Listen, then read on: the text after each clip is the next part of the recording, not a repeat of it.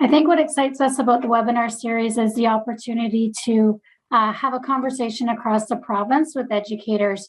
And for me personally, it's exciting when we can have rural educators and urban educators come together to have a conversation about what matters in middle.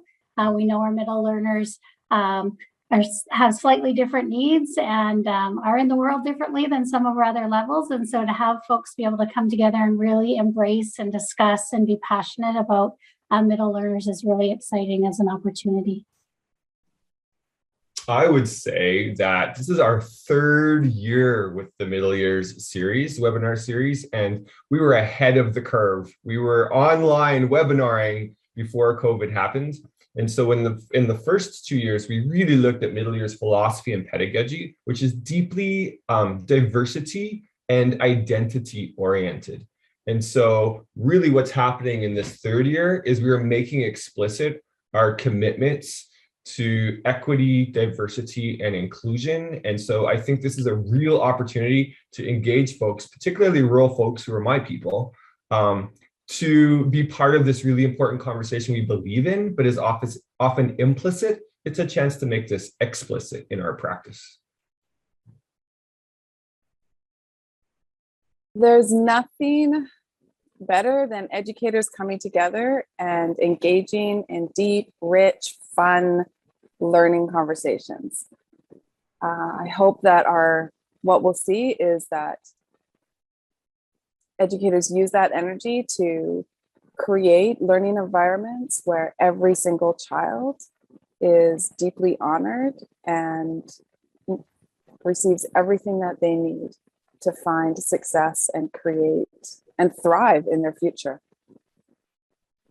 I think a provincial webinar series too allows equity of access to quality professional learning and professional conversations across the province. I think some districts based on size have more opportunities to support powerful professional learning in their districts. And I think this is an opportunity to ensure equity of access to quality professional conversations and for us to grow and learn together. I think it's also an opportunity to recognize that middle years learners are in every school district, regardless of how your school district is structured. And so we're connecting people who are teaching in elementary schools, middle schools, secondary schools, recognizing the unique opportunities for working with kids aged 10 to 14, and that how we teach should be connected to the life journeys and the contextual moments that these learners deserve, so that we're not teaching them as we teach other groups of kids, but recognizing the capacity for critical thinking and the passion these kids have because they're developing their interests in the world and their identities in terms of what they want, how they want to make a difference. We know that addressing agency within middle years learners helps them engage more, feel like they have more control in the world, and more importantly, realize that they can make a difference. Do you think that this format also provides educators with the opportunity to make their learning fit their schedule, their group, their situation? I think, Tammy, that's kind of what you were talking about, right?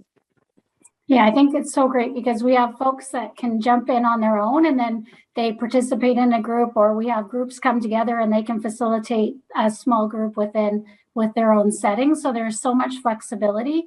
And then also we really appreciate that we can archive the sessions, and we've had lots of feedback where folks want to go back and they want to listen again, or they want to go deeper, or they want to have that conversation with colleagues. So I think the format allows for that in time all together, as well as that going deeper in our own context after, when folks want a little bit more time to kind of dig into the resource.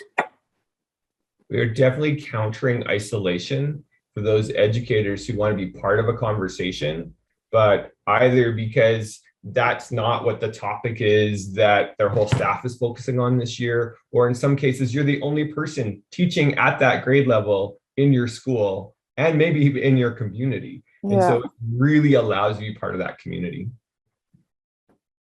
And the sharing of resources is amazing. Like we use a hashtag that allows for folks to share on Twitter, but the connections that we make across the province, I think, again, Leyton, as you say, allows folks to reach out and share things and inspire the work in different areas. Because I agree, Leyton, sometimes people feel isolated. And so when they hear someone from a different community presenting on their just right topic or something that's super inspirational for them, it allows that greater connection and that opportunity to collaborate across districts. One of the things I love too is that idea of, I get to show up without all the answers. I have something to offer, but we're going to be curious together and see where we can get to together. And I just think that's brilliant. And I'm personally looking forward to listening to educators, wrestle and remind each other about the great work. That's the other thing. Sometimes we feel it's so inadequate, and yet so much amazing work is happening. I've been just delighted to maybe counter that deficit narrative regarding rural education and to feature the voices of rural educators from every corner of this province and have them share their really powerful work. And so what we're kind of doing is you're almost innovating on behalf of other people. And then you share in the webinar and you're thinking, that is super cool. I want to do what's happening in Sparwood. Or what's our version of that would make sense in Haida Gwaii? Or how do we think about this in Fort Nelson? Because we're really working really hard on executive functioning, but this also helps us think about co-teaching. And so hearing the voices and the really place-specific creativity that's happening and collaboration that's happening in different parts of the province really gives us a window into not doing what other people do, but thinking about what we can do in our place, with the land, on the land, learning from the land, with our local nations, recognizing that we need to be in relationship and in community in our place, and our places are special, but that we can also, by sharing our stories, inspire powerful things in other contexts. I agree, because I know coming from not the biggest city, but still a bigger city, so much innovation happens in rural that I think plants really important seeds in Victoria, for example. So things that we may not have considered. There might have been forced innovation somewhere else that we can then take that innovation and say, how do we contextualize that within some of our bigger schools and our bigger settings? So it's always inspiring to see the work that's happening across the province. It just is such a beautiful model for equity too, right? Elevating those voices that are often marginalized out in the rural areas where they're doing magnificent work because they have to, because there's no other way really sometimes, and then using that or inviting folks to learn from that. Like you said, Leyton, folks out in rural communities learning on behalf of really the rest of the sector. What do you hope attendance will take away?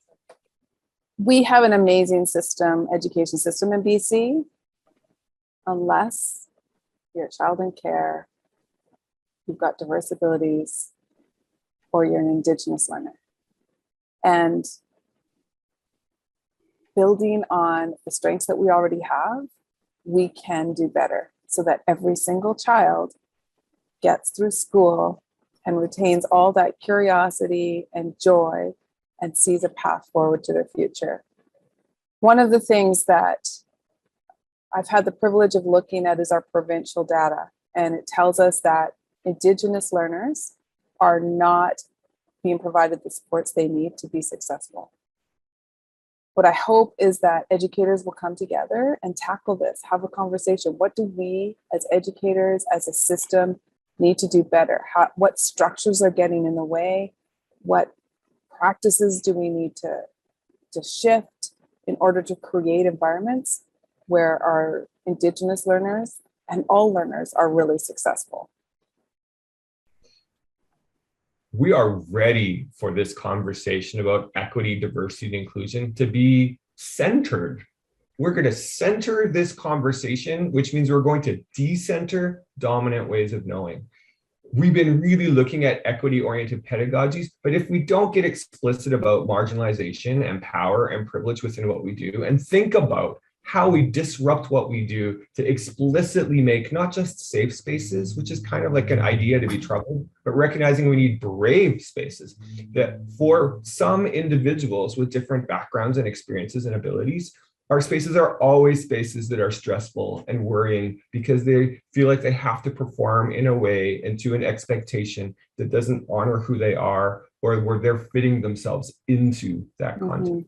And so what we're doing this year, in partnership with the ministry and the Rural Education Advisory and SD61, is we are saying we're ready to really dig in here. We're ready to say, how do I make my space a place where every kid can grow from where they are? And we recognize the funds of knowledge that they bring and the funds of identity they have as the curriculum, as where we start, as the place to deepen and maybe even more consciously engage in decolonizing work.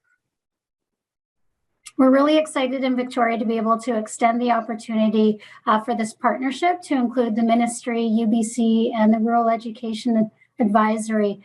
We've been hosting this webinar series with Leyton from Victoria, but the conversation's been so rich and we wanted to ensure the ability to sustain it over time. And so working together, we know we're able to enrich this opportunity and involve more folks in the conversation.